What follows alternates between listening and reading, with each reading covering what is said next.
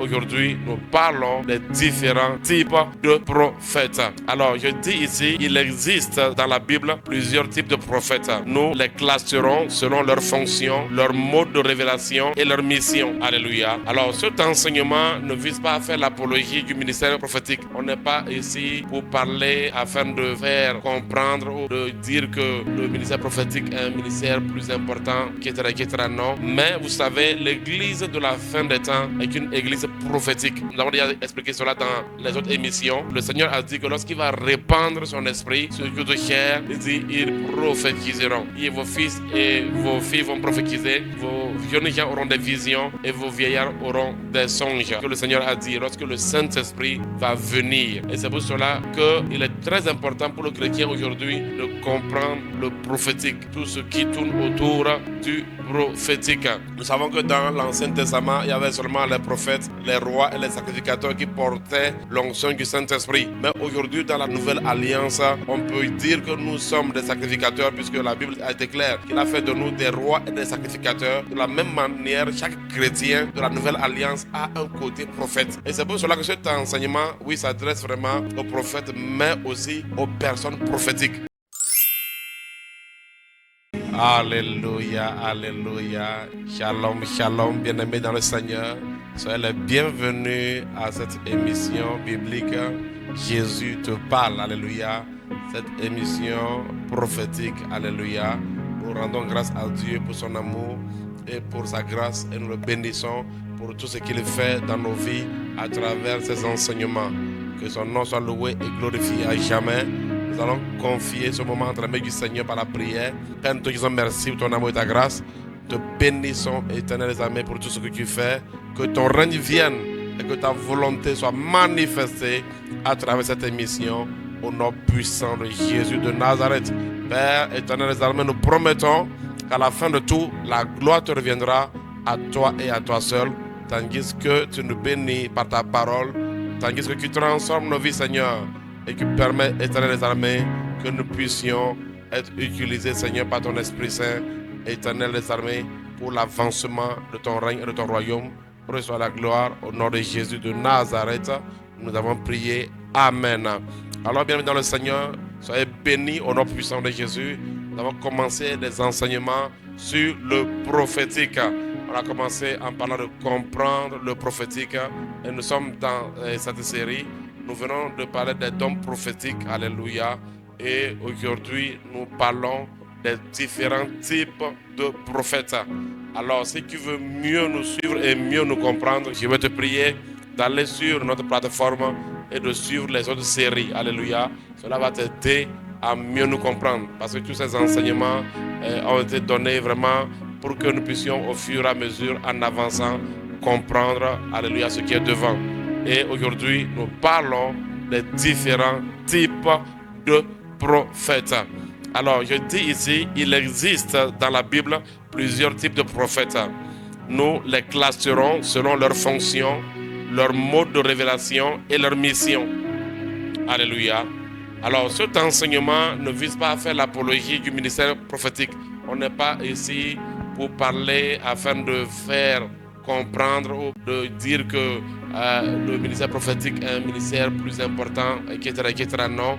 Mais vous savez, l'église de la fin des temps est une église prophétique. Nous avons déjà expliqué cela dans les autres émissions. Le Seigneur a dit que lorsqu'il va répandre son esprit sur toute chair, il dit, ils prophétiseront. Et vos fils et vos filles vont prophétiser, vos jeunes gens auront des visions et vos vieillards auront des songes. Alléluia. C'est ce que le Seigneur a dit lorsque le Saint-Esprit va venir. Et c'est pour cela qu'il est très important pour le chrétien aujourd'hui de comprendre le prophétique, tout ce qui tourne autour du prophétique. Nous savons que dans l'Ancien Testament, il y avait seulement les prophètes, les rois et les sacrificateurs qui portaient l'onction du Saint-Esprit. Mais aujourd'hui, dans la Nouvelle Alliance, on peut dire que nous sommes des sacrificateurs puisque la Bible a été claire qu'il a fait de nous des rois et des sacrificateurs. De la même manière, chaque chrétien de la Nouvelle Alliance a un côté prophète. Alléluia. Et c'est pour cela que cet enseignement, oui, s'adresse vraiment aux prophètes, mais aussi aux personnes prophétiques. Et j'ai déjà expliqué cette terminologie-là. J'ai déjà expliqué cela en parlant d'un francophone et de celui qui est un enseignant du français. C'est-à-dire celui qui utilise juste le français pour communiquer et celui qui utilise le français comme un instrument de travail. Celui qui enseigne le français est pour lui un instrument de travail, il l'utilise pour servir, mais le francophone, lui, il utilise juste le français pour communiquer. De la même manière, la personne prophétique, il utilise juste le prophétique, alléluia, pour pouvoir avancer dans le royaume. Le prophète, lui, il utilise le prophétique, pas seulement pour juste communiquer, mais aussi pour pouvoir administrer et servir le peuple de Dieu. Alléluia. C'est un ministère, c'est un service qui rend, alléluia, au corps du Christ. Et c'est pour cela que cet enseignement que nous sommes en train de donner actuellement, cela est important pour tous les chrétiens. En tant que chrétien, il y a un côté prophète en toi. Alléluia. C'est pourquoi nous allons parler de différents types de prophètes. Alléluia. Pour montrer que tous les prophètes n'agissent pas de la même manière. Alléluia. Évidemment, ceux qui ont un ministère prophétique, quand nous allons parler de différents types, un prophète va peut-être avoir, certains pourront avoir parmi les types que nous allons citer, peut-être 7, alléluia, 7 types de prophètes qu'il aura en lui, ou par rapport à certains 10, voilà. Donc, et les personnes prophétiques aussi vont se retrouver à travers certaines manifestations. C'est pour cela qu'avant de pouvoir donner cet enseignement, nous avons parlé d'abord de comprendre les dons prophétiques et les manifester. Alléluia. C'est pour cela que nous avons d'abord enseigné cela afin de nous aider à comprendre au fur et à mesure que nous avançons. Alléluia. Alors, il faut savoir que cet enseignement va aider les personnes prophétiques et les prophètes. Tous les prophètes, comme je viens de le dire, n'ont pas le même mode de relation, n'ont pas la même mission. Alléluia. Donc, nous pouvons voir cela, par exemple, dans la vie de David, qui était entouré, par exemple, de 3 prophètes. Donc, il y a le mode de révélation, il y a la mission et il y a aussi la manière de fonctionner. Alléluia. Nous pouvons tous être des prophètes, mais ne pas avoir les mêmes fonctions. Et c'est Dieu qui donne. Personne ne s'établit dans ses dons. C'est Dieu qui accorde ses dons. C'est lui qui accorde ses dons. Donc, tu ne peux pas forcer pour opérer dans un domaine. Et même lorsque tu opères dans un domaine, il y aura un domaine qui sera plus élevé que les autres domaines. Et c'est avec ce domaine plus élevé qu'on va t'identifier. Même si tu es une personne prophétique, avec des dons prophétiques, il y aura un côté qui sera plus élevé que les autres. Et c'est avec cela que les gens pourront te catégoriser. Alléluia. Alors, j'aimerais qu'on puisse voir un peu les prophètes qui sont autour de David. Et après cela, nous allons pouvoir commencer par aller avec chaque type de prophète. En tout cas, il y en a une vingtaine, on peut trouver plus que cela. Nous allons commencer et nous verrons tout ce que le Seigneur pourra nous communiquer. Alors nous allons voir 1 Chronique 29, verset 29. 1 Chronique 29, verset 29. J'aimerais dire à tous les chrétiens que cet enseignement te concerne. Alléluia, cela te concerne. Alléluia. 1 Chronique 29, verset 29. Les actions du roi David, les premières et les dernières, sont écrites dans le livre de Samuel le voyant, dans le livre de Nathan le prophète et dans le livre de Gad le prophète. Donc ici, on est en train de nous parler des prophètes qui ont travaillé avec David. Il a au moins travaillé avec 3 prophètes. Et quand vous voyez ce passage-là, vous allez voir que ces prophètes-là n'ont pas la même fonction. Et c'est pour cela que nous allons essayer de donner les détails par rapport à ce verset. Quand on parle par exemple, de Samuel le voyant, le mot hébreu traduit par le voyant, c'est Haroé. Haroé, cela veut dire quoi? Cela veut dire celui qui a des visions. Donc ça veut dire que celui qui a des visions, ça veut dire que celui qui voit comme dans un écran. Quand nous avons eu à parler des dons prophétiques, nous avons parlé des visions ouvertes. Alléluia. Nous avons parlé des visions ouvertes et de ce qui les caractérise. Donc on dit Samuel était un voyant. De hébreu c'est Haroé. Il y a certains qui disent Roé. Alléluia. Qui veut dire voyant. Celui qui a des visions. Est-ce que vous comprenez? Celui qui a des visions. Et quand nous prenons Nathan, on dit Nathan le prophète. Alléluia. Et quand vous voyez le mot traduit par Nathan le prophète, le mot hébreu, étymologiquement, qu'on a traduit en français par Nathan le prophète, ça vient de Navi. Il y en a qui disent Nabi. Navi, ou Nabi. Cela veut dire le porte-parole inspiré de Dieu. Cela veut dire que celui qui écoute la voix de Dieu. Vous voyez. Donc, Nathan, lui, il opère en écoutant la voix de Dieu.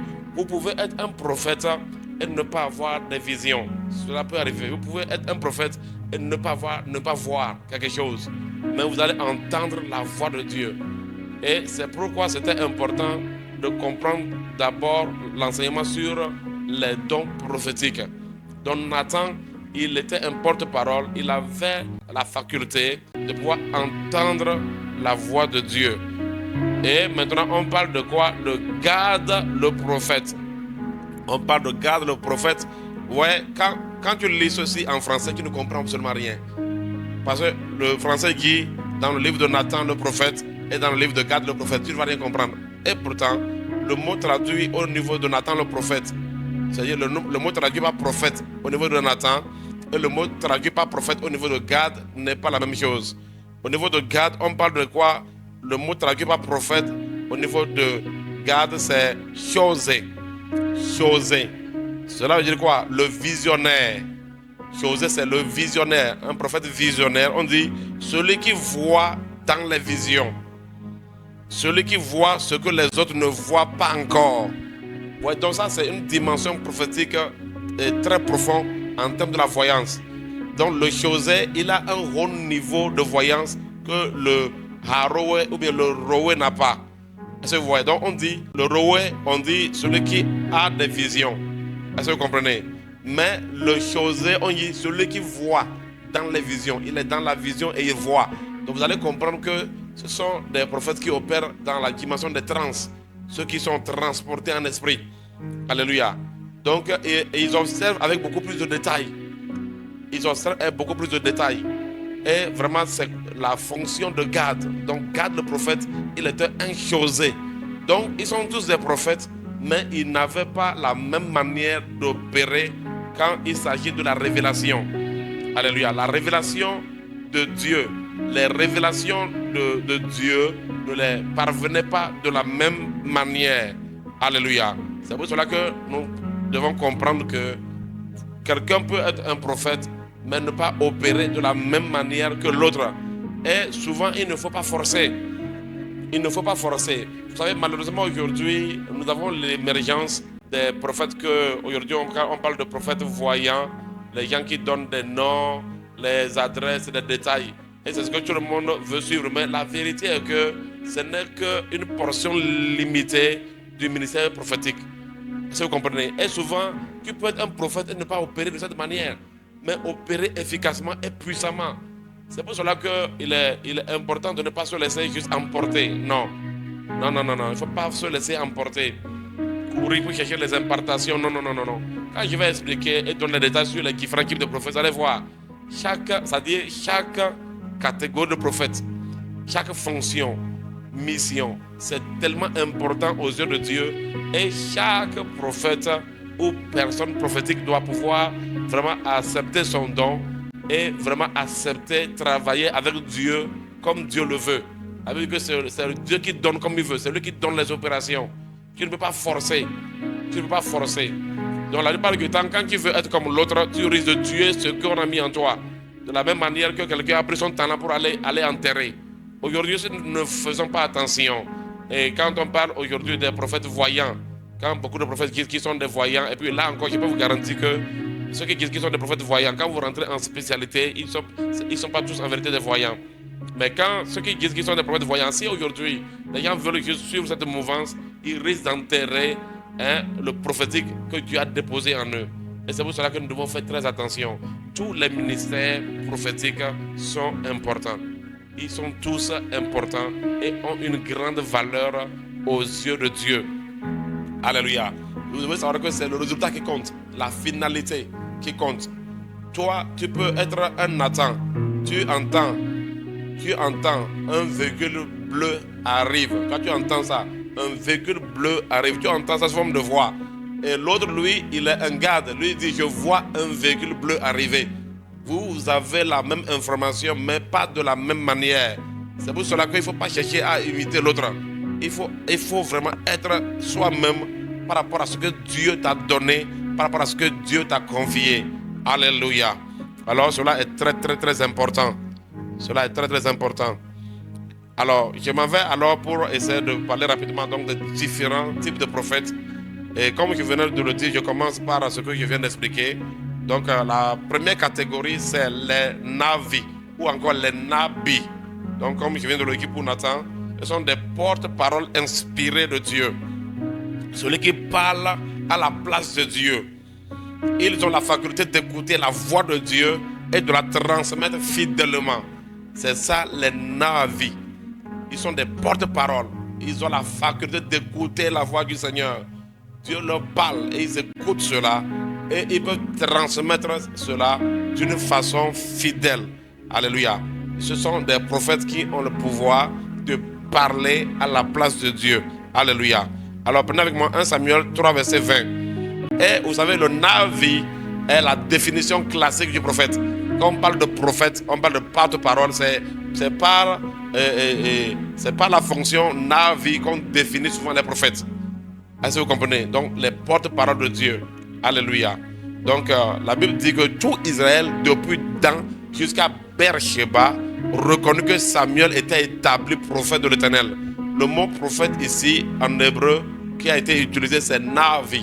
Donc on dit tout Israël, depuis Dan jusqu'à Beersheba, ils ont reconnu que Samuel était un porte-parole de l'Éternel. Il était un porte-parole. Prenez avec moi Amos 3 verset 7. Karoshatalaba. Quand il donne des enseignements comme ça, je sens vraiment l'onction prophétique qui vient. Cela est normal. Alléluia. Makushata. Il dit, car le Seigneur l'Éternel ne fait rien sans avoir révélé son secret à ses serviteurs les prophètes. Donc ce mot utilisé pour les prophètes est utilisé avec la fonction de navi, c'est-à-dire celui qui est porte-parole, celui qui écoute la voix de l'Éternel. Donc les nabis, ils ont cette dimension de l'écoute. Ils écoutent la voix de Dieu, ils ont la faculté de pouvoir entendre facilement, de recevoir la voix de l'Éternel et de la transmettre fidèlement. C'est ça vraiment la catégorie des navis ou encore nabis. Deuxième type de prophète, c'est les prophètes voyants. Donc quand on parle des prophètes voyants, que ce soit les roués ou les chosés. Alléluia.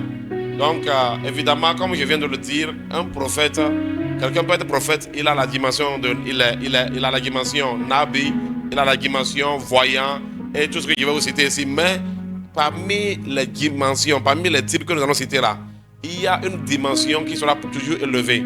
Quand tu as plusieurs dons là, quand tu as plusieurs facultés, il y aura toujours une faculté qui sera supérieure aux autres. Et la plupart du temps, lorsqu'on veut identifier ta spécialité, c'est ça qu'on va citer. Alléluia. C'est ça qu'on va identifier. Donc il y a ceux qui vraiment opèrent beaucoup plus comme des voyants, des roués et les chosés. C'est-à-dire des gens qui ont des visions. Et ils reçoivent des visions sur les écrans ou des images. Ou maintenant ceux qui sont dans des trans, c'est-à-dire ceux qui voient dans une vision, comme les chosés. Donc il y a certains qui ont cette faculté-là. On dit Dieu les parle beaucoup plus sous forme de vision, de trans, d'images, de scènes prophétiques. Il voit des choses dans l'esprit. Il voit des choses dans l'esprit. Et beaucoup de prophètes ont cette faculté aussi. Alléluia. Donc il y a des prophètes qui voient beaucoup plus que d'entendre. Alléluia. Dieu les communique à travers les visions. Et donc c'est eux les voyants. Alléluia. Prenez avec moi 1 Chronique 21 verset 9. Par exemple, aujourd'hui quand les gens donnent des détails, par exemple, vous allez voir que je suis un prophète voyant, on dit non, et la personne donne des détails, et tant des noms. Je peux vous garantir qu'un nabi peut faire exactement la même chose. C'est-à-dire qu'en écoutant là, tu peux écouter tout ça, écouter les noms des gens, écouter leur adresse, écouter, c'est-à-dire dire tout. C'est-à-dire que par la voix de l'Éternel, tu peux faire exactement cela aussi. Mais bon, vous savez, dans le jargon chrétien, il y a des terminologies que nous utilisons juste, bon, Comme, si, je ne sais pas s'il veut dire pour amuser la galerie. Alléluia. Mais si vous rencontrez les prophètes catégorie par catégorie, c'est là vous allez comprendre que chaque catégorie peut atteindre un résultat, mais ils vont atteindre le même résultat, mais pas de la même manière. Alléluia. Donc on dit, l'Éternel adressa ainsi la parole à Gad, le voyant de David. Vous voyez, le prophète de Gad a été appelé le voyant, le chosé, donc le visionnaire de David. C'est un prophète qui opère beaucoup par les trans. Il a une dimension prophétique et vraiment profonde. Il peut voir avant que tous les autres ne voient. Vous pouvez être tous des prophètes. Vous êtes tous des prophètes, mais quelqu'un dans la dimension de la vision, il peut voir ce que les autres ne voient pas. Il peut voir des détails que les autres ne peuvent pas voir. Alléluia, la dimension de Chosé. Et Gad, il a été un prophète qui a accompagné David au cours de ses guerres. Il a accompagné David dans la guerre, lui donne la direction sur les guerres, les positions stratégiques. Comment est-ce qu'il devait opérer? Gad a beaucoup aidé David dans les guerres, dans ces moments de guerre. Alléluia. Venez avec moi, 2 Chroniques 29, verset 30. 2 Chroniques 29, verset 30. Et puis le roi Ézéchias et les chefs dirent aux Lévites de célébrer l'Éternel avec les paroles de David et du prophète Asaph. Et ils le célébrèrent avec des transports de joie, et ils s'inclinèrent et se prosternèrent. Bon, il y a une autre version où on parle du voyant Asaph. Parce que tu vois, le mot traduit par prophète ici dans ta version là, c'est le mot voyant. Voyant, très bien. Dans la version Darby. Il dit, et le roi Ézéchias et les chefs dirent aux Lévites de louer l'Éternel avec les paroles de David et d'Asaph le voyant. Et ils le louèrent avec joie. Et ils s'inclinèrent et se prosternèrent. Vous voyez, Asaph, c'est un prophète. Il avait la dimension. Il était un prophète chantre et en même temps un prophète voyant. Il était un voyant. Alléluia. Donc, nous allons voir un peu son côté chantre devant en évoluant avec les catégories de prophètes. C'est pourquoi il dit chaque prophète peut opérer dans plusieurs catégories. Donc, par exemple, si tu lis les versions françaises tout à l'heure, quand on dit le prophète Asaph, tu ne comprends rien. En vérité, c'est pourquoi il est très important de chercher les étymologies. C'est pourquoi les traducteurs ne traduisent pas, ceux qui vont dans l'étymologie, ils traduisent, ils sont plus proches du réel. Donc ici, Asaph a été indexé comme un prophète voyant. Alors que c'est un chantre, un prophète chantre qui a opéré avec David. Et nous allons voir ça devant. Je fais tout cela pour vous montrer que dans un prophète, là, il y a beaucoup de types de dons prophétiques qui peuvent se manifester et que les révélations ne les parviennent pas de la même manière. Alléluia. Gloire à Dieu. Prenez avec moi 2 Chroniques 16, verset 7. Et de la même manière, vous pouvez trouver des prophètes là, ils peuvent opérer puissamment comme un habit et puissamment comme un voyant. Il y en a vraiment, ils sont dotés de tout ça. C'est Dieu qui donne. Et c'est lui qui fait ce qu'il veut selon la mission de la personne. Parce qu'il ne s'agit pas seulement d'avoir des dons, mais quelle est ta mission? C'est ça le problème. Il ne s'agit pas seulement d'être rempli de dons, mais parce que n'oubliez pas, la Bible dit qu'à celui à qui on a beaucoup donné, on demandera beaucoup. C'est ce que les gens ne savent pas. Donc il ne s'agit pas d'être rempli de dons, mais quelle est la mission qu'on t'a confiée? Donc selon la profondeur, selon le sérieux d'une mission, tu seras aussi doté des capacités pour pouvoir accomplir cette mission. 2 Chroniques 7, verset 7, il dit, dans ce temps-là, Anani le voyant alla auprès d'Asaph, roi de Juda, et lui dit, parce que tu t'es appuyé sur les rois de Syrie et que tu ne t'es pas appuyé sur l'Éternel, ton Dieu, l'armée du roi de Syrie s'est échappée de tes mains. Donc ça, c'est un prophète qui s'appelait Anani, c'était un voyant. Alléluia. Donc il y avait des voyants, donc des gens qui opéraient dans la dimension des visions. Alléluia. Ils étaient des prophètes visionnaires. Ils avaient des images. Alléluia. Et il y a beaucoup qui sont comme ça aujourd'hui. Gloire au Seigneur Jésus-Christ de Nazareth. Donc comme je viens de le dire, là il ne s'agit pas de quand quelqu'un donne des noms des gens, et les adresses et les détails, on dit qu'il est un voyant. Si vous allez dans la spécialité, il se pourrait qu'il ne soit pas voyant. Je peux vous garantir. Alléluia. Tu peux donner le nom avec juste l'écoute. Alléluia. Je le sais, m'a déjà utilisé comme ça pour donner le nom des gens. Voir des gens comme ça connaître leur nom. Mais ce n'est pas forcément par une vision. Alléluia. Ce n'est pas forcément par une vision. Donc, si la personne ne te dit pas comment elle le reçoit, tu vas croire que c'est un voyant. Ce n'est pas forcément ça. Est-ce que vous comprenez? Donc, je peux dire que le mot aujourd'hui utilisé comme voyant, il faut faire très attention. Alléluia. Si vous êtes un enseignant dans le prophétique, vous n'allez pas forcément adopter cela. Mais il y a des gens qui l'adoptent, ils savent ce que c'est, mais ils l'adoptent juste par rapport à comme je le dis, au jargon chrétien. Voilà. Donc, c'est comme à partir du moment où une révélation vient du Saint-Esprit, tous les chrétiens parlent de prophétie. On a prophétisé sur moi. Mais quand vous allez en spécialisation, vous allez savoir que non, ça c'est une prophétie, ça c'est une parole de connaissance, ça c'est une parole de sagesse. Voilà, c'est pourquoi il dit que parfois il y a des terminologies qui sont seulement juste un mot pour le commun des chrétiens. Mais quand vous allez en spécialité, ça n'a rien à voir.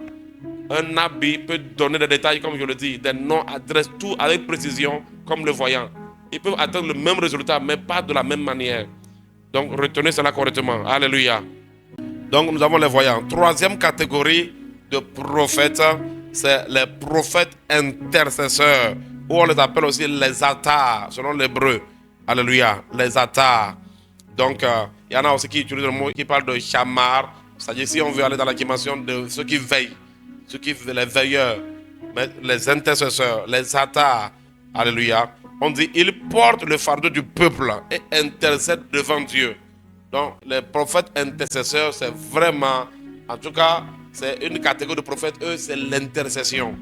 Et vous allez voir, ce type de prophètes, souvent, on ne les voit pas comme on voit les autres. Non. Celui qui est un prophète intercesseur de race pure, qui a cette dimension-là élevée, c'est des gens qui sont tout le temps vraiment dans le lieu secret, en train de prier. Et je peux vous garantir qu'ils prient pour des sujets. C'est-à-dire qu'ils ne prient pas pour vos sujets. Oh non, je veux un véhicule, je veux une maison là. C'est pas ça. Hein. C'est des gens à qui Dieu donne des sujets de prière. Ils s'intercèdent pour les choses du royaume. Ils sont là vraiment pour les intérêts du royaume. Et par rapport aux manifestations du royaume de Dieu sur la terre, quand on dit que ton règne vienne là, Dieu leur parle et leur donne des sujets de prière. Et qu'ils ne vont jamais dire à quelqu'un. Alléluia. Et quand je parle des prophètes, laissez-moi vous dire une chose. Hein. Quand je parle des prophètes, je peux vous garantir que les prophètes que vous ne connaissez pas, ils sont plus nombreux que ceux que vous connaissez. Alléluia. Les prophètes que vous ne connaissez pas là, ils sont plus nombreux que ceux que vous connaissez. C'est ça le prophétique. Il y a des gens, ils opèrent en secret avec Dieu, vous n'avez aucune idée. Personne ne les connaît, mais ce qu'ils détiennent, c'est fort et c'est puissant. Alléluia. Donc, il faut comprendre cela. C'est comme même ce que je dis là. Bon, je pense que même au temps d'Élie, quand Élie était en train de dire à Dieu, non, tu vois, je suis resté le seul qui a combattu Baal. Dieu lui a dit quoi? Il dit, je me suis réservé 7000 hommes qui n'ont jamais fléchi genoux devant Baal. Et quand nous allons avancer, Dieu m'a accordé la grâce de rencontrer certains d'entre eux là. Peut-être que je parlerai d'eux. Vous allez voir qu'il y en a qui sont dans la particularité vraiment, qui ne sont pas connus, mais qui sont très terribles et qui ne sont pas concernés par les individus. Pour eux, leur mission, ce n'est pas de venir te donner un message. Non, comme d'autres prophètes, c'est ce que beaucoup aiment.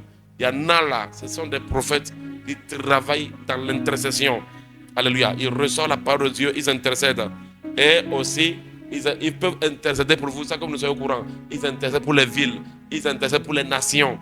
Alléluia. Ils ont un cahier de charge d'intercession qu'ils doivent exécuter. Et cela vient vraiment du Saint-Esprit qui leur confie ces rôles-là. Nous allons voir évidemment dans la Bible quelques formats des prophètes intercesseurs. Prenez avec moi Exode 32, verset 11 à 14. Nous allons voir comment Moïse a intercédé. Moïse opérait beaucoup comme un prophète intercesseur.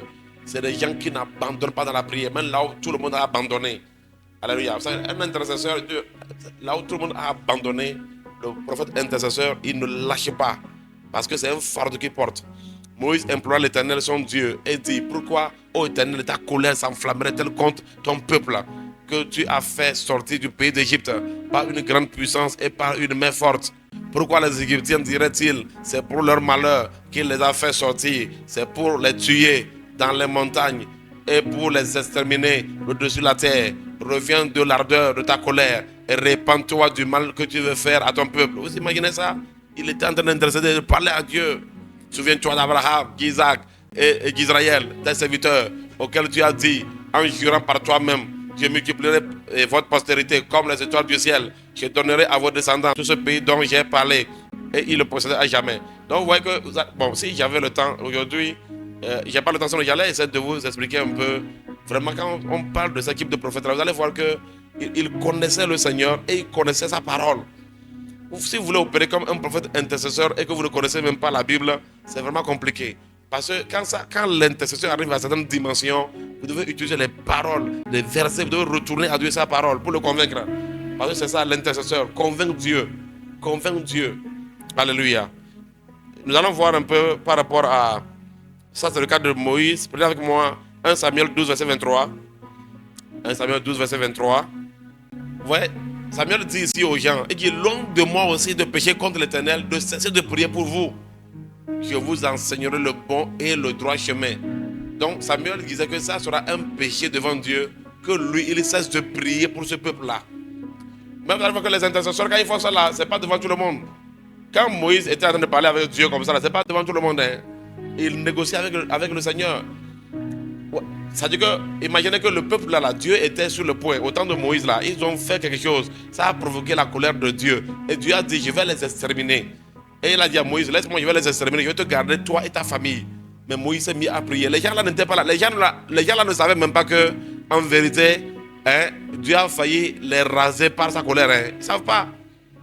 Ils ne savent pas. Écoutez-moi bien, nous sommes dans cette ville comme ça. Ce que les intercesseurs font avec Dieu, toi tu n'es pas au courant. Peut-être qu'il y a une semaine là, on devait tous mourir par tremblement de terre, toi tu n'es pas au courant. Mais les intercesseurs, ils ont l'information et ils prient. Ce que je vous dis là, vous savez, honnêtement, on est 8 milliards sur la planète Terre, que tu es là, tu crois que tout se passe seulement devant toi. Mais ce qui se passe dans l'ombre, tu n'as aucune idée. Cette équipe de prophètes là, c'est des gens comme ça qui nous aident à être sauvés. Ça fait que nos villes, on ne périt pas par des maladies, on ne périt pas par des tremblements de terre, par des désastres, malgré les fétichismes, malgré les vaudous qui pullulent partout là. Il y a des gens qui sont en train de crier tout le temps, supplier Dieu pour que sa colère ne vienne pas. C'est pourquoi nous sommes préservés. Ça, je vous dis, c'est par les intercesseurs que nous sommes préservés. Donc si toi, tu penses qu'un tel type de ministère n'est pas important, et tu penses qu'être prophète, c'est seulement aller donner des messages individuels aux gens, et c'est ça que tu penses que c'est valeureux, un jour qui sera surpris, qui sera étonné. Qui sera étonné qu'il y a des gens, c'est grâce à eux que toi tu tiens debout. C'est grâce à eux que vous mangez et vous buvez. Sinon la famine pouvait frapper votre nation, frapper vos pays. À cause de quoi? À cause des péchés. Vous n'avez pas vu ce que Dieu même a dit dans les Écritures? Dans Ézéchiel, il dit, je cherche un homme qui va se mettre à la brèche. Je cherche un homme qui se mettra à la brèche pour prier en faveur du peuple, afin que je ne puisse pas détruire. Vous devez savoir que Dieu a toujours horreur au péché, et vous devez savoir que si aujourd'hui nous sommes toujours en train de vivre et de survivre, cela est grâce à la mission des prophètes intercesseurs. C'est pour cela que si tout le monde pense que être prophète, c'est seulement être voyant, aller donner des noms et des adresses, nous sommes foutus, le peuple de Dieu va périr. C'est pour cela qu'il faut accepter votre ministère prophétique, accepter vos dons. Parce qu'il y a des prophètes qui n'ont pas ce temps-là. Vous allez voir, peut-être pas aujourd'hui.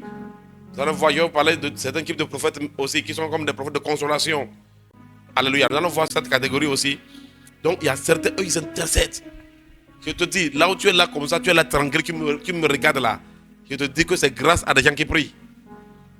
Quand toi tu es là, tu pries. Oh Seigneur, ma destinée. Oh Seigneur, mon mariage, c'est pas ça leur prière. Hein. Alléluia. C'est pas ça leur prière. Prenez avec moi Jérémie 11, 14. Jérémie était aussi un prophète intercesseur. Il a tellement prié que, à un moment donné, comme Dieu même a tellement arrêté de faire cette chose-là, il est venu dire à Jérémie que non, écoute, je ne vais pas t'écouter. C'est comme ça que Dieu est aussi. Il a des gens qui doivent le calmer, mais s'il a arrêté son affaire aussi là, vous allez plus fatiguer.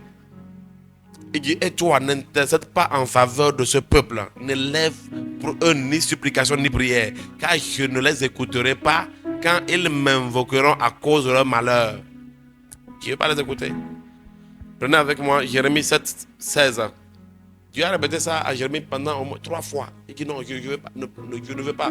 Pour vous montrer comment les prophètes intercesseurs, tu ne peux pas les empêcher de prier. Samuel dit que c'est un péché. Si lui ne prie pas pour le peuple, c'est que c'est un péché. C'est ça la dimension même de l'intercession. C'est pourquoi il y a des intercesseurs prophétiques. Alléluia. Ce n'est pas seulement juste des intercessions au niveau de l'église, mais certains ont cette dimension prophétique dans l'intercession. Tu ne peux pas les empêcher de prier pour les autres, de prier jusqu'à ce que Dieu n'agisse là. Tu ne peux pas les empêcher. Alléluia. Prenez Jérémie 16, 7. Et toi, n'intercède pas en faveur de ce peuple-là. Ne lève pour eux ni supplication ni prière. Ne fais pas des incenses auprès de moi, car je ne t'écouterai pas. Il y a quelqu'un qui a prié jusqu'à ce que Dieu même vienne lui dire non, ne prie pas, ne prie pas. Si tu continues de prier, je risque d'exaucer. Non, je ne veux pas que tu pries. Il vient te donner un ordre. Arrête de prier. Est-ce que tu es arrivé de prier jusqu'à ce que Dieu t'a dit arrête de prier, toi, une fois? les intercesseurs. Quand Dieu maintenant dit non, franchement, il faut que je laisse passer ma colère là. Il dit non, miséricorde, ne priez pas. Si tu pries là, tu risques d'empêcher ça. Ne prie pas. Prenez en compte Jérémie 14, verset 11. Pour montrer comment le ministère d'intercession, la dimension de l'intercession dans la vie de Jérémie. Tout le monde intercède, tous les prophètes intercèdent, mais certains là, ils ont cette dimension-là très élevée. Les prophètes intercesseurs, les altars. Et l'Éternel me dit, n'intercède pas en faveur de ce peuple-là. Ouais. Et l'Éternel me dit, n'intercède pas, je ne veux pas, ne prie pas. Abraham était un prophète intercesseur. Vous savez, Dieu même a désigné Abraham dans la Bible comme un prophète. Vous allez voir que Abraham, ce n'est pas les gens de prophètes qui sont ainsi par l'Éternel. Les gens pensent que tous les prophètes là, ainsi par l'Éternel. Non. Il y a des prophètes, ce n'est pas des prophètes qui vont donner des révélations sur une ville ou bien aller parler sur un individu. Non, non, non, non. Alléluia. Hein? Si j'avais le temps, j'allais vous montrer un peu le type de prophète qu'Abraham était. Par exemple, Abraham était un type de prophète qu'on appelle les prophètes de relation. Je vais vous parler de ça. C'est prêt à Dieu. Alléluia. C'est-à-dire que c'est des prophètes qui ont développé une forme d'intimité avec le Seigneur. Alléluia. C'est comme ce que Moïse a fait. Quand Dieu dit, je parle avec lui face à face. C'est comme ça qu'Abraham a évolué avec Dieu. Dieu communiquait avec Abraham en direct. Alléluia. Il causait avec Dieu.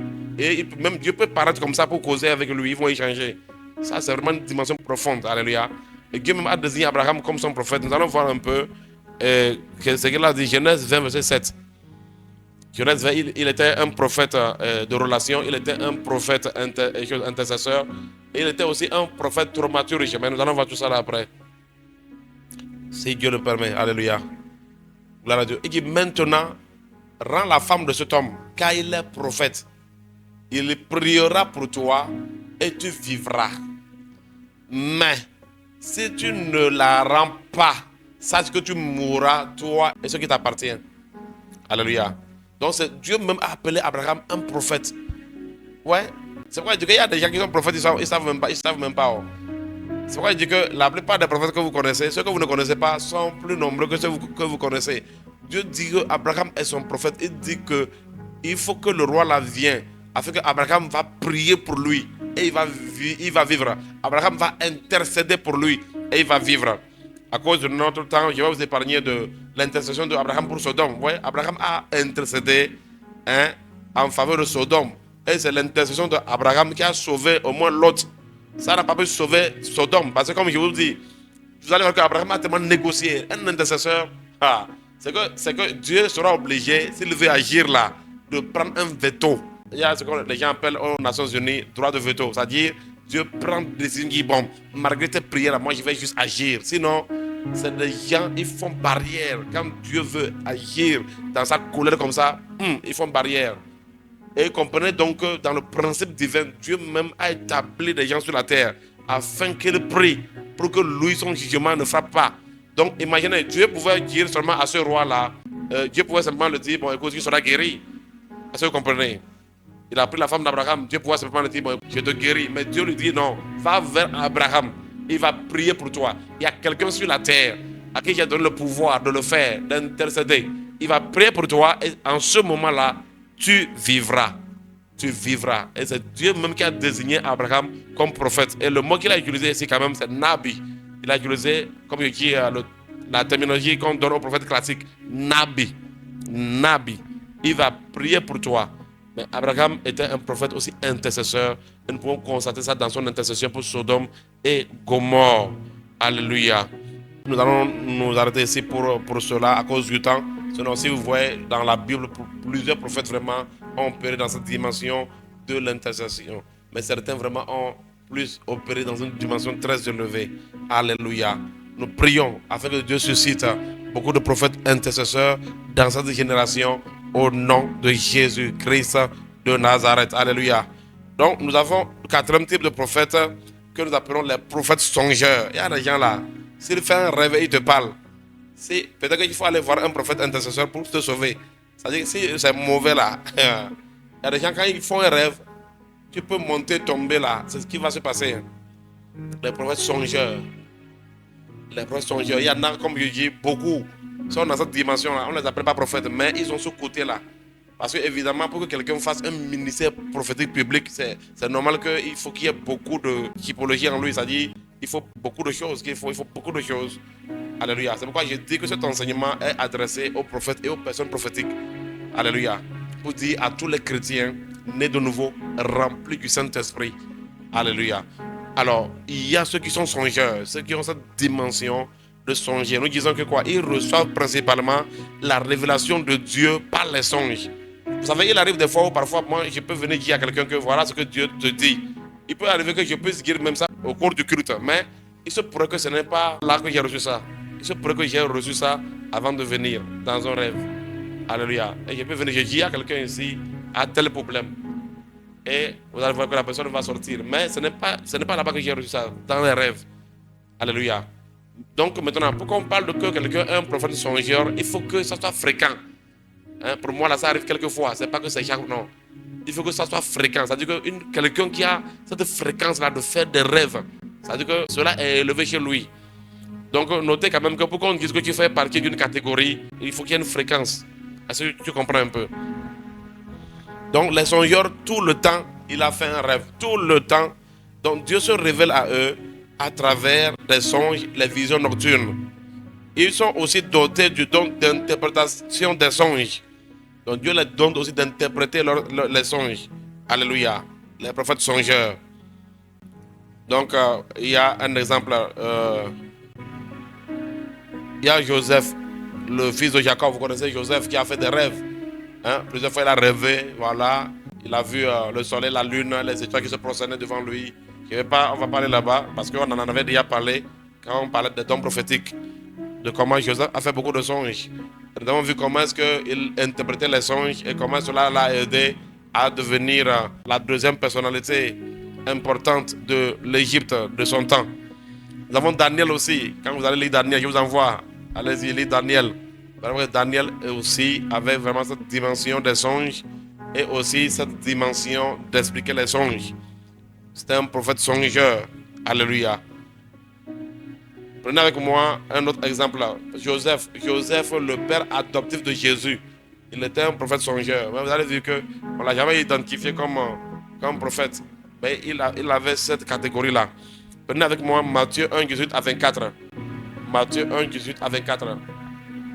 Joseph, le père adoptif de Jésus, le mari de Marie, celui qui a conçu par la vertu du Saint-Esprit. Nous allons voir. Joseph, Dieu l'utilisait dans le domaine des songes. Voici de quelle manière arriva la naissance de Jésus-Christ. Marie, sa mère, ayant été fiancée à Joseph, se trouva enceinte par la vertu du Saint-Esprit, avant qu'ils eussent habité ensemble. Joseph, son époux, qui était un homme de bien et qui ne voulait pas la diffamer, se proposa de rompre secrètement avec elle. Comme il y pensait, voici un ange du Seigneur lui apparut en songe. Ouais, lui, il a eu une apparition d'ange en songe, mais pas physiquement. Il y en a comme ça aussi. Les anges peuvent les apparaître dans les songes, mais physiquement, non. Il dit, voici un ange du Seigneur lui apparut en songe et dit, Joseph, fils de David, ne crains pas de prendre avec toi Marie, ta femme, car l'enfant qu'elle a conçu vient du Saint-Esprit. Alléluia. Elle enfantera un fils et tu lui donneras le nom de Jésus. C'est lui qui sauvera son peuple de ses péchés. Donc, ouais, même le nom de l'enfant lui a été donné en songe. Ouais, non. Donc, je peux venir comme ça, je donne le nom de quelqu'un, son adresse. Oh, tu vas pas crier que ça là. Mais il se pourrait que j'ai rêvé, je suis venu, je donne ça. Alléluia. Et je parle par expérience. Je parle par expérience, je sais de quoi je vous parle. Donc, souvent, dans la manifestation du prophétique, dans la vie d'un prophète là, hein, les révélations n'ont pas les mêmes sources. Voilà. Il me rappelle, je ne sais pas dans quel pays je suis, je ne sais pas où récemment, où je crois que j'ai prophétisé par exemple que non, il y a quelqu'un qui est là, qui a des problèmes au niveau de son pied, on doit prier pour la personne. Mais en vérité, j'ai reçu ça comme 3 jours avant, donc je savais que dans le service là, il y aura ce problème-là. Ouais. Mais si je ne dis pas à quelqu'un comment j'ai reçu, je ne sais pas. Il va penser que c'est en même temps que j'ai reçu, alors que ce n'est pas vrai. Et je vous dis, ce n'est pas la première fois. Il arrive des fois aussi, avant de pouvoir, par exemple, aller prêcher quelque part là, je peux aller dans l'église, à l'endroit. Et donc, ça dit voir, on peut me montrer l'endroit. Et je peux voir comment même les gens sont positionnés. Comment les gens sont positionnés là. Je peux savoir ça avant d'arriver. Et tu peux faire un rêve Donc, ça dit que c'est beaucoup de combinaisons, souvent avec les prophètes. Alléluia. Donc, tu peux voir ça par un songe, ou je peux voir ça aussi à travers une vision, au moment où je prie. Donc, je peux savoir dans l'endroit, il y a telle personne qui sera là, à qui je dois prophétiser, qui est positionnée à tel endroit. Et donc, quand tu vas seulement, tu appelles la personne, tu lui parles. Mais si tu n'expliques pas comment, les gens peuvent ne pas savoir. Les gens peuvent ne pas savoir. Donc, lui, c'est une apparition d'ange. Et il a su, même le nom que l'enfant devait avoir, on lui a donné ça, mais dans un songe. Alléluia. Matthieu 2, verset 13 à 14. Matthieu 2, verset 13 à 14, allons-y rapidement. Lorsqu'il fut parti, voici un ange du Seigneur apparut en songe à Joseph. Ici, c'est quand les rois maïs sont venus voir l'enfant. Et dit, lève-toi, prends le petit enfant et sa mère, fuis en Égypte et reste ici jusqu'à ce que je te parle. Car Hérode cherchera le petit enfant pour le faire périr. Il a reçu, c'est des détails terribles, hein? Ça là, c'est des détails. Je prie. Alléluia. Si tu es un prophète songeur, si tu as la grâce des songes, je prie que cette grâce soit activée en toi au nom puissant de Jésus de Nazareth. Que tes songes deviennent clairs. Je te dis, avec des détails, tu sauras. Par exemple, moi, j'ai vu en songe, quand j'étais en première année d'ingénieur, j'ai vu en songe ma note, la note que je vais avoir en fin d'année. L'année n'est pas encore finie. Hein. On est loin de la fin d'année. J'ai vu ma note. Et je vous garantis, j'ai dit ça aux gens. La note là, on l'a mise sur le tableau, ça dit ni moins ni plus, avant. Mais c'était en songe. Donc vous n'avez aucune idée des détails que je peux vous donner. Si je n'ai pas dit à ces gens-là que c'est dans un rêve que j'ai vu ça là, ils ne sauront pas de quelle manière j'ai reçu en particulier cette note-là. Comment tu n'as pas encore fini de composer? Il y a encore d'autres compositions, d'autres examens qui sont là devant toi. Tu n'as pas encore fini ça, mais toi tu connais ta note finale. Quand on fera la moyenne là, ce qui va sortir, tu connais ça. C'est terrible, hein? Je vous dis la vérité. Alléluia, impressionnant. Donc par les sons qui peuvent avoir des détails terribles. Alléluia. Alors prenez avec moi Matthieu 2, verset 19 à 21. Donc Joseph, en particulier, Dieu lui parlait. Alléluia, Dieu lui parlait. Vous savez, dans le domaine des songes, là, il y a des anges. Tout ça donc que vous voyez là, c'est les anges qui opèrent en fait. C'est les anges, c'est les opérations angéliques. C'est des opérations angéliques. Au niveau des songes, là, il y a des anges qui ont cette spécialité-là. Quand ils viennent vers toi, immédiatement, tu tombes dans cette dimension. Et vous savez, par exemple, les songes, même là, il y a une vérité. Souvent, je vous ai dit que le songe, c'est les visions et les révélations qu'on te donne quand tu rêves. Mais je vais vous dire la vérité que parfois, là, si l'ange qui doit donner le songe approche de toi, tu peux être là comme ça. Je ne sais pas si, peut-être que quand je vais parler, ça va aider quelqu'un. Tu peux être là comme ça, debout. Ou bien tu peux être là comme ça, assis. Si on doit donner une révélation par un songe là, quand l'ange là vient, immédiatement tu vas dormir. Immédiatement. Tu vas tomber dans un sommeil, recevoir le songe. Et dès que ça finit, tu te réveilles. Peut-être que ça arrive à beaucoup de personnes. Parce que je vais expliquer ces choses-là. Au cas où ça t'est arrivé, ne sois pas inquiet. Ne sois pas inquiet. C'est les anges. Même parfois quand la personne dort là, c'est un ange qui vient pour donner l'information. Et c'est pour cela que les personnes mystiques, les sorciers, ils combattent de telle équipe d'anges. Ils combattent les anges qui amènent les révélations, que ça, ils vont voir ça et chercher à combattre pour empêcher. Vous voyez un peu, même Daniel, lorsqu'il priait, la parole est sortie vers nous, non. Mais vous voyez que des principautés sont partis combattre l'ange pour qu'il ne vienne pas. Ça se passe aussi. Ça se passe aussi. C'est quoi, quand vous avez certains types de dons là, il faut qu'on vous apprenne comment faire certains types de prières. Cela est très important aussi parce que vos prières peuvent aussi permettre vraiment la fluidité du don que vous avez. Mais tout cela, ça s'apprend. Maintenant avec moi, Matthieu 2, 19 à 21. On dit, quand Hérode fut mort, maintenant voici un ange du Seigneur apparu en songe à Joseph, encore en Égypte. Mais ce n'est pas le Joseph, parce que quand on est en Égypte, il ne faut pas penser que c'est Joseph, le fils de Jacob. Ici, c'est Joseph qui est le père adoptif de Jésus. Et dit, lève-toi, prends le petit enfant et sa mère et va dans le pays d'Israël, car ceux qui en voulaient à la vie du petit enfant sont morts. Alléluia, je prie au nom puissant que le Seigneur lui-même s'occupe de tous ceux qui en veulent à ta vie dans cette saison, au nom puissant de Jésus. Tous ceux qui en veulent à nos vies, que le Seigneur lui-même s'occupe de ces personnes au nom de Jésus-Christ de Nazareth. Alléluia. Alors, je ne vais pas préciser qu'il meurt pour que quelqu'un dise que non, que j'ai prononcé la mort des gens. Alléluia. Donc, les prophètes songeurs. Cinquième catégorie sont les prophètes chantres. Alléluia. Tu vas patienter pour que je finisse. Je pense que j'ai au moins 9 catégories ici. Après, nous allons encore avoir. Ils sont nombreux. Je ne sais pas si je peux vous parler de tout même. Alléluia. Mais il faut être là pour suivre. Cela va beaucoup aider. Alléluia. Alors, il y a 5e catégorie, donc les prophètes chantres. Donc, les chantres, ils prophétisent à travers la musique, le chant et l'adoration. La plupart vous savez, souvent, la plupart des compositeurs, ceux qui font les compositions là, quand ça vient, je ne parle pas de celui qui s'assied, qui bombe. Je vais composer une chanson et je vais voir la tendance. Je ne parle pas de ça. Hein. Donc, il y a des compositeurs, c'est des prophètes. Ça veut dire qu'ils reçoivent le chant directement du ciel. Ceux qui reçoivent les chansons comme ça, directement du ciel, ce sont vraiment des prophètes chantres. C'est la dimension des prophètes chantres. Donc, la plupart des chants chrétiens. C'est pourquoi vous allez voir qu'il y a des chants depuis des années, il y a des chants qui ont fait 100 ans. On les chante jusqu'à aujourd'hui. Après 100 ans, hein, Dieu Tout-Puissant, que mon cœur considère, Jéhovah est son nom puissant guerrier. Il y a debout, sainte cohorte, soldats. C'est comme les psaumes de David. Ça, c'est prophétique. N'oubliez pas que David était aussi un prophète. C'était un prophète. Donc, on parle de psalmiste. Il est chantre. Est-ce que vous comprenez? Donc, ça, c'est une dimension prophétique. Donc, quelqu'un qui reçoit des chants, mais inspiré directement par le Saint-Esprit. Il faut une dimension prophétique pour cela. Donc, comprenez très bien, parce qu'aujourd'hui, il y a beaucoup de personnes qui chantent, ils s'assiedent, qui bombent. Vraiment, aujourd'hui, les gens ont besoin de beaucoup de miracles. Il faut que je compose une chanson. Voilà, donc, il y a beaucoup qui sont dans le showbiz, ils composent pour le showbiz. Ce n'est pas de ça que je parle, mais je parle de ceux qui reçoivent leur inspiration depuis le trône de Dieu. Les prophètes chantent. Et ici, nous disons quoi? Ils prophétisent à travers la musique, le chant, l'adoration. Et ces prophètes-là, vous allez les voir souvent rendre ministère facilement. Ils rendent ministère facilement. Ils vont rendre ministère. Et vous allez voir des guérisons, des délivrances, beaucoup de choses. Alléluia. Prenez avec moi 1 Chronique 25, verset 1 à 2. 1 Chronique 25, verset 1 à 2. Donc, il dit, David et les chefs de l'armée mirent à part pour le service ceux des fils d'Azaph, d'Eman et de Jéduthun qui prophétisaient en s'accompagnant de la harpe, du luth et des cymbales.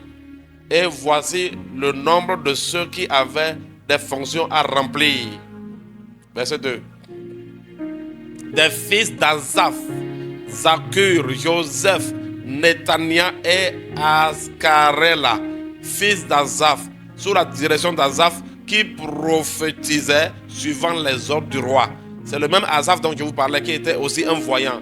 Il était non seulement un prophète, chanteur, compositeur, musicien, mais il était aussi voyant. Voilà un peu les catégories prophétiques qui étaient en lui en tant qu'Azaph. Prenez avec moi 1 Samuel 10, verset 5 à 6. Donc il y a des gens qui prophétisaient. Ouais, David là, il prophétisait avec la harpe. C'est là qu'il a fait les psaumes. Prophète chante, musicien. C'est une dimension prophétique, mes frères. Je vous dis la vérité. Et il est très important vraiment que toutes ces dimensions prophétiques soient restaurées dans l'église. Mais ça ne peut pas arriver à quelqu'un qui suit le mouvement seulement, qui suit la mouvance. Il faut suivre le Saint-Esprit. Tu dois te concentrer sur le Saint-Esprit. Tu peux ne pas être reconnu, mais il est très important que tu impactes. Alléluia. Tu dois impacter. Après cela, tu arriveras à Gibéa, Elohim, où se trouve une garnison de Philistins. En entrant dans la ville, tu rencontreras une troupe de prophètes descendant du haut lieu, précédés du luth, du tambourin, de la flûte et de la harpe, et prophétisant eux-mêmes. Allons-y. L'Esprit de l'Éternel te saisira. Tu prophétiseras avec eux et tu seras changé en un autre homme. Si les prophètes chantent, sont suscités dans l'église là, les gens seront transformés. Alléluia. Il y aura une transformation. Les gens seront saisis par l'Esprit de Dieu. C'est pourquoi je dis que les prophètes chantent là, c'est des prophètes quand ils opèrent là, ils rendent ministère. Les gens sont touchés. La présence de Dieu est évidente. Et vous allez voir, l'atmosphère sera chargée de la puissance de Dieu. Et ils communiquent, alléluia, les paroles prophétiques et conduisent le peuple de Dieu dans le Saint des Saints. Alléluia. Cela est très important. Nous avons besoin de la restauration de ce ministère-là. Parce qu'aujourd'hui, il y a beaucoup de choses qui ont envahi de ce côté. Alléluia. Et aujourd'hui, on a juste des gens qui sont là juste aussi à faire du showbiz comme aussi les chantres du monde. Ce n'est pas la même chose. Alléluia. Donc, par exemple, prophète chante là, quelqu'un peut être un prophète et avoir ce côté-là très élevé. Alléluia. Il y a quelqu'un peut être aussi un prophète. Vous voyez, par Asaph là, il était un voyant. Mais quand vous voyez le ministère de Asaph, vous allez voir que ce n'est pas la voyance qui est très élevée. Il a plus travaillé au niveau des chants. Est-ce que vous voyez un peu ça? Donc, quelqu'un aussi peut être un habit, mais avoir un côté de chant pas élevé. Mais il a aussi la dimension de prophète et chanteur. Cela arrive aussi. L'autre type de prophète, c'est les prophètes écrivains. Alors que tous les prophètes n'ont pas écrit. Les prophètes écrivains, ils reçoivent l'inspiration de Dieu pour écrire des messages prophétiques, des livres et des prières. Tous les prophètes n'ont pas écrit. On n'a pas un livre d'Élie, par exemple. Élie le prophète, il n'a pas écrit. Ce n'est pas tous qui ont écrit. Prenez avec moi Apocalypse 1, verset 11. Sachez que, parce que nous avons dit que dans la classification des prophètes, il y a aussi la mission qu'ils ont eue. Alléluia. Comment est-ce que Dieu se révélait à eux et leur fonction, la mission qu'on leur a donnée. Sous cela aussi fait la typologie du prophète. Donc les écrivains. Apocalypse 1, verset 11. Va au guise, je vais voir. Je fus ravi en esprit au jour du Seigneur. Et j'ai entendu derrière moi une voix forte, comme le son d'une trompette, qui disait: ce que tu vois, écris-le dans un livre et envoie-le aux 7 églises, à Éphèse, à Sémire, à Pergame, à Thyatire, à Sardes, à Philadelphie et à Laodicée. Vous voyez, celui-ci par exemple, là, quand vous voyez là, vous allez voir que je peux vous donner un exercice pour vous demander ce prophète-là par exemple, là, quelles sont les catégories prophétiques que vous voyez ici. Ouais, le gars dit qu'il a été ravi en esprit, et c'est en esprit qu'il entend encore une voix. Donc, c'est pas qu'il n'entend pas cette voix-là étant là comme ça. Parce que tu peux être là comme ça, tu entends la voix du Seigneur qui vient vers toi. Mais lui, d'abord, il était en esprit, et c'est là-bas encore qu'il entend. Alléluia. Donc, vous allez voir que ça, c'est un chosé. C'est un chosé. Ça, c'est la manifestation du chosé. Donc, il voit dans une vision. Il entend dans une vision. Alléluia. Lui-même, il a été ravi. Il est dans la vision. Il est dans une dimension de transe. Donc, il y a beaucoup. C'est comme ça que Dieu opère avec la dimension des trans. C'est plus fréquent. Alléluia. Que juste des visions où tu vois sur un écran. Est-ce que vous voyez? Et maintenant, ici, on le dit écrit. Ce qu'on veut te dire là, écris ça. Alléluia. Ce n'est pas à tous les prophètes qu'on a demandé d'écrire. Donc, sachez que dans la fonctionnalité prophétique, là, il y a cette dimension-là aussi où certains ont reçu la grâce d'écrire. Alléluia. Et Dieu lui-même, il se porte garant pour que ce qui a été écrit parvienne aux gens. C'est ça aussi le don. Toi aussi qui peux écrire, mais ça n'ira nulle part. Alléluia. Et certains prophètes écrivains aussi là, ils ont les yeux sur leurs mains. Alléluia. Ils ont les yeux sur leurs mains. Je ne sais pas comment je vais vous expliquer ça, mais si Dieu me permet, je vais essayer de... Prenez avec moi Jérémie 30, verset 2. Tu as déjà vu quelqu'un qui a les yeux sur sa main? C'est-à-dire au niveau du bout des doigts. Hein? Jérémie 30, verset 2. Ainsi parle l'Éternel, le Dieu d'Israël. Écris dans un livre toutes les paroles que je t'ai dites. Toutes les paroles que je t'ai dites, écris ça dans un livre. C'est pourquoi nous avons le livre de Jérémie aujourd'hui. Prends Ésaïe 8, verset 1. Je pense que lui aussi, là, nous avons le livre d'Ésaïe. Tous les prophètes dont vous voyez les livres là, ceux qui ont écrit leur propre livre. L'Éternel me dit, prends une grande table et écris dessus d'une manière intelligible, qu'on se hâte de piller, qu'on se précipite sur le butin. Et il faut écrire. Donc il y a les prophètes qui ont cette dimension, ils sont des écrivains. Voilà, Dieu les ordonne d'écrire et ils écrivent. Donc les gens, on les appelle aussi des prophètes scribes. Ou bien certains parlent de scribes prophétiques. Certains parlent de scribes prophétiques. Et dans notre génération, il y a un par exemple qu'on appelle Rick Joyner. Rick Joyner que les gens reconnaissent comme un prophète écrivain. Alléluia. C'est quand il prend le bic que les révélations commencent à couler. Dès qu'il prend son bic, il peut ne pas avoir la révélation, il peut ne rien recevoir. Mais quand il prend le bic comme ça, en même temps, ça coule. Ça coule. Alléluia. Il fait partie des prophètes qu'on appelle Kansas City prophètes. Donc c'était une communauté de prophètes qui ont opéré autour des années 1980. Si j'aurai le temps, je parlerai un peu d'eux, si on trouve le temps. Alléluia. Vous voyez, avant, les prophètes allaient en groupe. Et dans notre temps, au 21e siècle, c'est la catégorie vraiment comme on en a reconnu des prophètes qui opéraient en groupe. Ils étaient terribles. Et ils ont vraiment impacté leur temps. Ils étaient précisément à Kansas City, aux États-Unis. Alléluia. Alors, septième type de prophète, c'est les prophètes de l'identité. C'est ce que beaucoup connaissent beaucoup. Les prophètes de l'identité. Donc, les prophètes de l'identité, c'est quel type de prophète? Donc, pour comprendre, ils révèlent l'identité spirituelle des personnes. Ils révèlent l'identité spirituelle des personnes, des familles, des tribus ou des nations. Ils donnent des paroles claires sur l'appel, les dons et les talents. Très actifs dans l'activation des vocations. Donc, ce sont des prophètes vraiment qui opèrent quand ils te voient là. C'est un type de prophète, quand ils te voient, ils savent qui tu es. Ils connaissent ton don, ton appel. Alléluia. Beaucoup de prophètes opèrent beaucoup dans cette dimension-là. Les prophètes de l'identité. L'identité, c'est ce que tu es. Donc, ils vont savoir qui tu es. Quand ils te voient, ils savent qui tu es. Alléluia. Donc, certains ont cette dimension prophétique très élevée. Ce n'est pas tous les prophètes qui peuvent voir quelqu'un et savoir qui il est. Mais ceux-là, quand ils te regardent, là, ils savent qui tu es. Ils savent ce que Dieu a mis en toi. Ils savent ce qui a été déposé en toi. Alléluia. Prenez avec moi 1 Samuel 10, verset 1. Samuel, il était voyant. Il était un prophète voyant. Il était un prophète intercesseur. Il était aussi un prophète de l'identité. Alléluia. Et il était même aussi un prophète de relation. Il avait une forme Samuel a vécu dans une forme d'intimité avec le Seigneur, qui faisait que Dieu lui communiquait des choses qu'il ne donnait pas à tous les prophètes. Samuel prit une fiole d'huile qu'il répandit sur la tête de Saül. Il le baisa et dit: l'Éternel ne t'a-t-il pas oint pour que tu sois le chef de son héritage? Il donnait l'identité. Donc, ça, c'est la dimension prophétique qui fait que quand tu es là, donc, c'est que tu es. La personne te dit ça. Toi, Dieu t'a appelé à faire tant.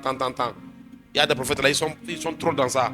Quand ils te regardent et qu'ils viennent ici, qui sait, Dieu t'a appelé tant. Qui sait, tu viens ici, Dieu t'a appelé à épouser tant. Et vous allez voir que ce qui va te dire là, qu'avec le temps, tu vas voir cela s'accomplir. Alléluia. Je ne parle pas des bavards. Hein. Il y en a ceux qui sont des bavards. Mais je parle de ceux qui sont des prophètes de l'identité. Ils te guident ça. Et tu verras cela va se manifester. Alléluia. Venez avec moi, 1 Samuel 16, verset 12 à 13. 1 Samuel 16, verset 12 à 13. Allons-y rapidement. Esaïe l'envoie chercher. Or, il était blond, avec de beaux yeux et une belle figure. L'Éternel dit à Samuel: lève-toi, oins-le, car c'est lui. Alléluia. Donc, Samuel prit la corne d'huile et éloigné au milieu de ses frères. L'Esprit de l'Éternel saisit David. À partir de ce jour et dans la suite, Samuel se leva et s'en alla à Rama. Alléluia. Donc Samuel, il était un prophète de l'identité. Et comme nous disons, ces prophètes-là, ils ont le pouvoir d'activer les dons. Alléluia. Ils peuvent prier pour toi pour qu'un don soit activé en toi. Alléluia. Ils ont cette grâce-là. Prenez avec moi Jean 1, verset 42. Il va parler de notre Seigneur Jésus-Christ. Alléluia. Vous savez que Jésus, il a la plénitude de tout. Hein. C'est la plénitude. Toutes ces catégories de prophètes dont je vous parle là, il est Dieu. Il a la plénitude de toutes ces catégories. Mais je vais juste vous montrer un peu comment est-ce qu'il a opéré dans la dimension de l'identité prophétique. Il dit, Jean 1, 42, il le conduit vers Jésus. Bon, on parle d'André qui a conduit Pierre vers Jésus. Jésus l'ayant regardé, il a juste regardé Pierre et dit: tu es Simon, fils de Jonas, qui sera appelé Céphas, ce qui signifie Pierre. Il était en train de mettre dans son travail ça. Vous avez par exemple le fait de choisir les gens qui vont travailler avec toi et tout ça là. Si tu n'as pas cette dimension prophétique là, ça sera très compliqué. Si vous voulez vraiment être habile à choisir les gens qui seront autour de vous, les gens qui vont travailler avec vous, vraiment cette dimension prophétique de l'identité là, cette dimension, c'est important. Si cela ne coule pas en vous comme un flot, vous pouvez opérer dans la dimension de l'intercession aussi, ou bien vraiment aller vers ceux-là comme pour avoir des conseils. Cela est très important. Maintenant avec moi, Jean 1, verset 47 à 48. Jean 1, 47 à 48. Jésus, voyant venir à lui Nathanaël, dit de lui: voici vraiment un Israélite dans lequel il n'y a point de fraude. Et le gars dit: d'où me connais-tu? Le gars est étonné: d'où me connais-tu? Le gars Nathanaël, Jésus répondit: avant que Philippe t'appela, quand tu étais sur le figuier, je t'ai vu. D'où me connais-tu? Ah, voilà, donc ce sont des prophètes qui ont le discernement du cœur. Donc les prophètes de l'identité, ils ont aussi ce qu'on appelle le discernement du cœur. Quand ils te regardent, ils connaissent ton cœur. C'est-à-dire que Dieu lui donne de connaître ton cœur. Qui tu es? Est-ce que tu es un voleur, un méchant, un sorcier? Il peut savoir ça. Il peut savoir ça. C'est des gens qui opèrent beaucoup dans la dimension. Les prophètes même d'habitude sont des gens de secret. Ils te regardent, ils savent qui tu es, toi tu penses qu'ils ne savent pas. Il peut faire même 2 ans avec toi comme ça. Il te connaît très bien, toi tu n'es pas au courant. Et ça sera pour lui, c'est pour lui un avantage que tu ne sais pas qu'il sait ce que toi tu penses qu'il ne sait pas. Qui évolue. Les prophètes saisonniers. Donc il me reste un dernier, puis on va clôturer dans cette liste-là. Il y a encore vraiment, ce qui est encore derrière là, c'est tellement lourd. Alléluia. Je t'invite à ne pas rater vraiment l'émission qui suit. Tu dois être au courant de tout cela. Mais il reste encore 2 aujourd'hui. Les prophètes saisonniers, c'est quoi? Il est appelé à prophétiser pendant une saison spécifique. Il y a des prophètes là qui vont opérer, ils opèrent juste pour un temps. Certaines personnes peuvent opérer un ministère prophétique d'1 année. Pendant 1 année, ils prophétisent et puis après c'est fini. Il ne va plus jamais opérer comme prophète. C'est les prophètes saisonniers, ça existe aussi. Donc il peut prophétiser en un temps de crise. Une période où Dieu veut délivrer un message ponctuel. Il y a des gens aussi parfois, ils se disent que il fait un temps vraiment, vraiment non mais attends, je prophétise, mais je ne vais pas t'étonner que tu ne vas plus retrouver ça. Il ne faut pas forcer, Tu dis non, toi tu faisais ça tranquillement, après tu es obligé de dire non, imposez-moi les mains, et giflez-moi pour que ça revienne. Non. Il se pourrait que Dieu t'a utilisé pendant une saison. C'est comme on dit que le ministère prophétique de Jean-Baptiste a été seulement de 6 mois. Il a fait 6 mois juste et c'est fini. Dès que Jésus a apparu, il a disparu. Il y a des prophètes qui sont des prophètes de saison. Alléluia. Donc, il peut intervenir dans un temps de crise, une période où Dieu veut délivrer un message ponctuel. Prenez avec moi Esdras.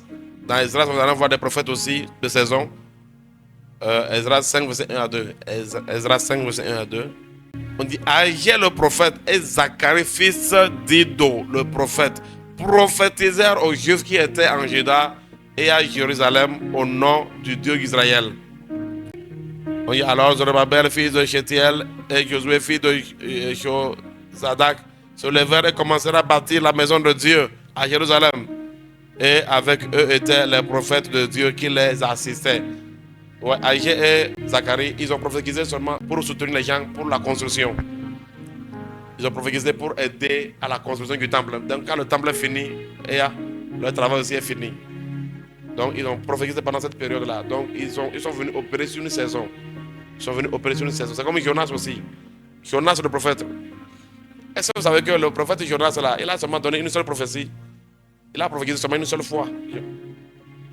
Jonas, il a juste prophétisé une seule fois. Dans tout le livre de Jonas là, il y a une seule fois il a prophétisé. Et même on l'appelle prophète Jonas. C'est comme ça. Donc ce n'est pas vous qui établissez le prophète. Va dire non, toi tu as donné. C'est Dieu qui fait ce qu'il veut faire. Alléluia. Maintenant avec moi, Jonas 3, verset 4. Vous allez voir, c'est dans Jonas 3, verset 4. Donc il a juste prophétisé une seule fois. Mais aujourd'hui on l'appelle prophète Jonas. On dit Jonas fit d'abord dans la ville une journée de marche. Il criait et disait encore 40 jours et Ninive est détruite. Encore 40 jours et Ninive est détruite. C'est la seule prophétie que vous allez trouver dans le livre de Jonas. Voilà un monsieur qui a donné juste une prophétie, mais il est prophète. Alléluia. Donc Jonas est venu opérer pour une saison. Il a opéré selon un besoin de Dieu. Et après tout, on n'entend plus parler de Jonas. 9e catégorie, je finis avec ça. Ce sont les prophètes géographes. Ou encore les prophètes guides. On les appelle aussi les maps spirituelles. Les gens les appellent aujourd'hui les GPS. Un prophète géographe, c'est quoi? C'est un prophète à qui Dieu révèle les informations spirituelles sur les lieux précis dans le but de guider les gens à ce lieu, de libérer ce lieu. Il dévoile les hôtels occultes liés à un lieu. Il oriente les églises et les leaders sur les actions spécifiques à faire dans une région. Ouais, donc c'est des gens aussi, Dieu les a donnés. Ils vont vous dire, bon voilà, cette zone-là, il y a tel type d'esprit qui règne là. Donc ils sont très forts pour essayer de pouvoir dire les hôtels qui sont dans une zone.